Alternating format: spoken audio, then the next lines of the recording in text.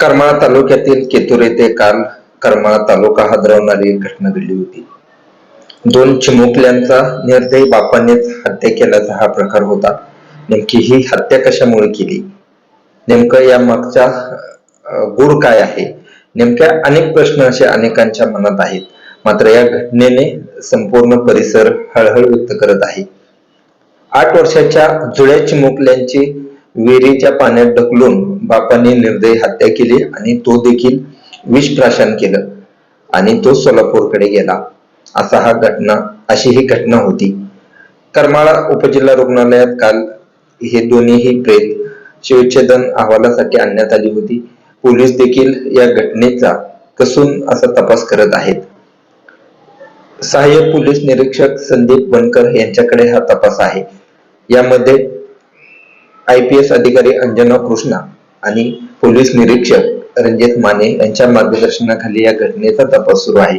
नेमकी ही घटना कशी झाली, का केली त्याने, असे अनेक प्रश्न आहेत. आणि यामध्ये जी मिळालेली माहिती आहे ती माहिती म्हणजे या ज्या बापाने ही हत्या केली त्याचं नाव सुहास ज्ञानदेव जाधव हा वीज उपकेंद्रात झरे येथे नोकरीला होता.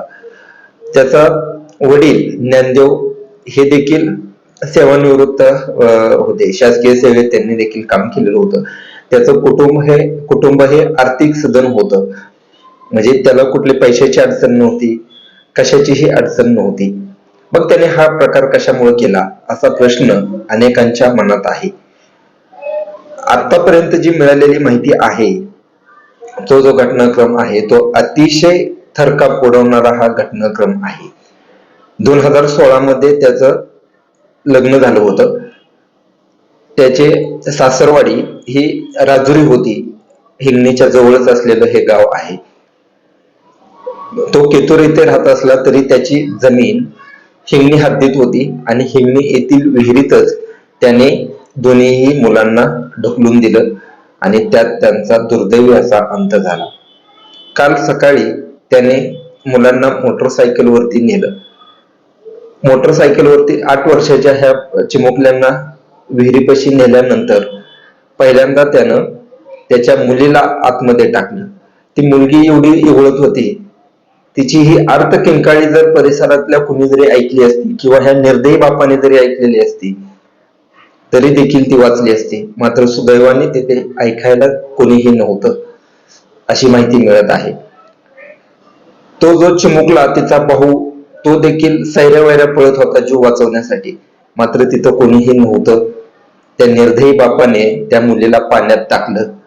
त्यानंतर त्या मुलाला देखील त्याने पळत गाठलं आणि त्यानंतर त्याने त्या मुलाला देखील त्या विहिरीत टाकलं. पहिल्यांदा तो जो मुलगा आहे तो विहिरीच्या जईवरती पडला. जईवरती पडल्यानंतर तो स्वतःला देखील वाचवू शकला नाही, तो देखील पाण्यात पडला. एकाच वेळी जन्मलेली ही जुळी बहीण भावंड एकाच वेळी 5-10 मिनिटाच्या फरकावरती त्यांनी विहिरीत टाकली आणि तो देखील पसार झाला.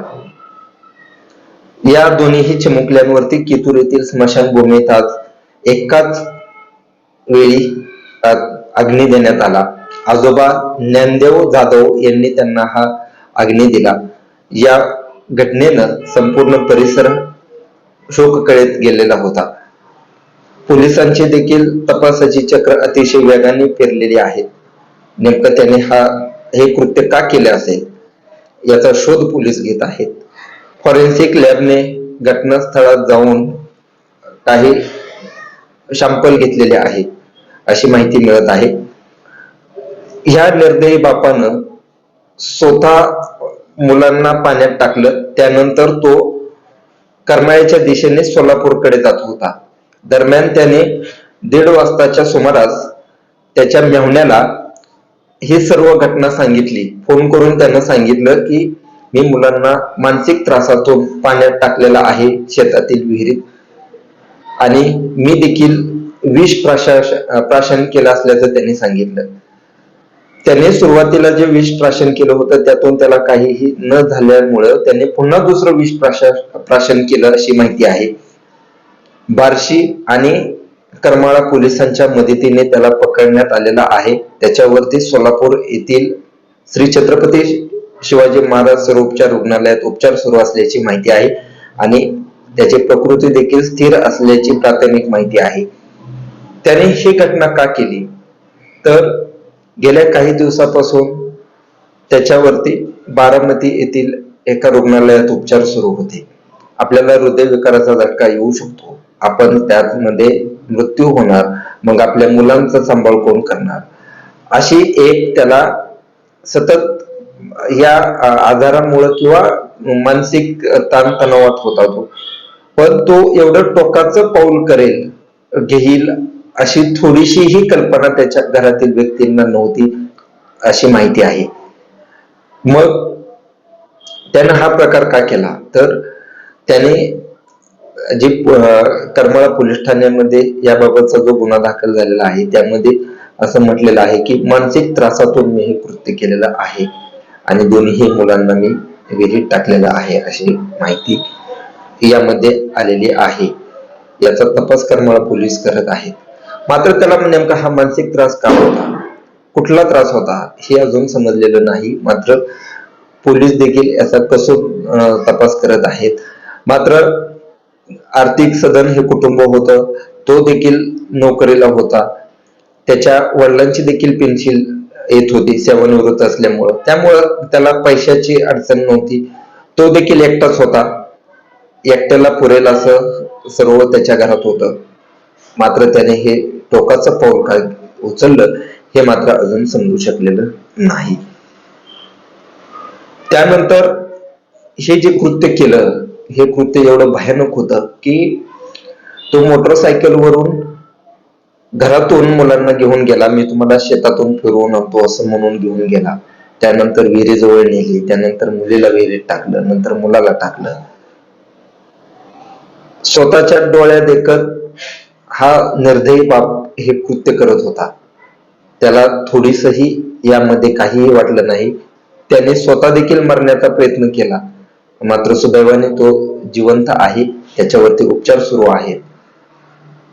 मुलगा देखील चिमुकला लहान मुलगा सैऱ्या भैऱ्या तो पळत होता. त्यानंतर त्याला देखील त्याने गाठलं आणि या विहिरीत टाकलं. या घटनेनंतर त्यांच्यावरती केतूर येथील स्मशानभूमीत अंत्यसंस्कार करण्यात आलेले आहेत. आजोबांनी त्यांना हा अग्नी दिला. एकाच वेळी जन्मलेल्या या चिमुकल्यांचा अंत देखील एकाच वेळी झाला अशी भावना या परिसरातील नागरिक व्यक्त करत आहेत. संपूर्ण करमाळा तालुका या घटनेमुळे हळहळ व्यक्त करत आहे. कोणत्याही बापानं असं कृत्य करू नये. काय सुखदुःख असतील घरात बोललं पाहिजे, एकमेकाशी सुखदुःख शेअर केली पाहिजे, घरातील एकोपा हा टिकला पाहिजे. एवढ्या टोकापर्यंत बापाचं जातो याची पुसटशी कल्पना येत नाही. नेमकं काय त्याच्या मनात मानसिक त्रास होता. घटनेने संपूर्ण परिसर कुटुंब दुःखात गेलेला आहे. अशा घटना कोणीही करू नये. निष्पाप 8 वर्षाच्या शिवांश आणि श्रेवा या 8 वर्षाच्या चिमुकल्यांचा यामध्ये अंत झालेला आहे. पाण्यात बुडून यांचा हा अंत झाला. काल ही घटना कशी झाली हे आपण पाहिलंच. या घटनेचा मिळालेल्या माहितीनुसार घटनाक्रम सांगण्याचा प्रयत्न केलेला आहे. धन्यवाद.